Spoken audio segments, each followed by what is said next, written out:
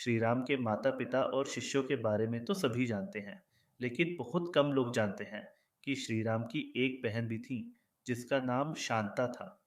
शांता आयु में चारों भाइयों से काफी बड़ी थी। कथा के अनुसार एक बार अंग देश के राजा रोमपद और उनकी रानी वर्षिनी अयोध्या आए।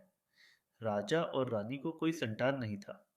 बातचीत के दौरान जब राजा दशरथ को पता चला तो उन्होंने कहा, मैं अपनी बेटी शांता को संतान के रूप में ब्याहता हूँ।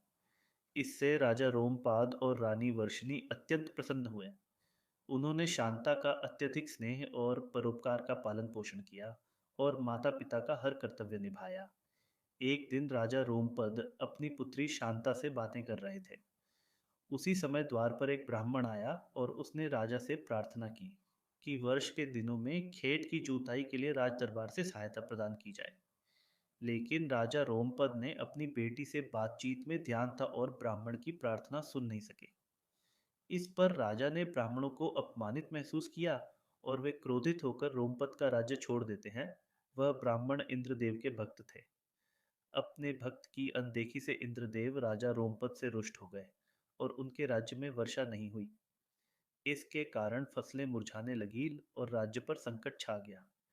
इस कठिन समय में राजा रोमपद ऋष्यशृंग ऋषि के पास गए। ऋष्यशृंग ऋषि ने सलाह दी कि इंद्रदेव को प्रसन्न करने के लिए यज्ञ किया जाए। ऋषि ने यज्ञ प्रयोगशाला बनाई, जिससे इंद्रदेव बने और खेत खलिहान पानी से भर गए। इसके बाद राजा रोम शांता और ऋष्यशृंग सुख अंधकार बने रहे। बाद में ऋष्यशृंग ऋषि ने ही राजा दशरथ से पुत्र प्राप्ति की कामना करते हुए पुत्र का मिष्टि यज्ञ की पूर्ति की कामना की। यह यज्ञ जिस स्थान पर स्थित था, वह अयोध्या से लगभग 39 किलोमीटर दूर था। पूर्व में स्थित है। आज भी है ऋष्यशृंग ऋषि का आश्रम और उनकी और शांता की समाधि।